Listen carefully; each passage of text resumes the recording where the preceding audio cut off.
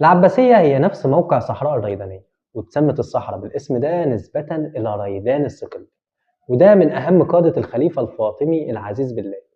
والصحراء دي حصل فيها معركة الريدانية سنة 1517 بين جيش المماليك بقيادة السلطان طومان باي والجيش العثماني بقيادة السلطان سليم الأول، وانتهت المعركة بانتصار الجيش العثماني. وعشان العباسية كانت عبارة عن صحراء، فالناس كانت بتاخد منها الحصى والزلط عشان يبنوا البيوت في القاهرة، فتعرفت باسم منطقة الحصو.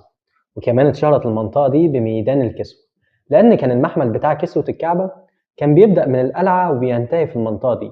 وكان مع المحمل ده الحجاج بيباتوا في أول ليلة ليهم في منطقة الحصوة، وتاني يوم بيتحركوا للبحر الأحمر وبعد كده لمكة المكرمة. اللي خلى المنطقة دي يكون فيها تطور ملحوظ هو حاكم مصر الوالي عباس حلمي الأول، وقرر تشييد سكنات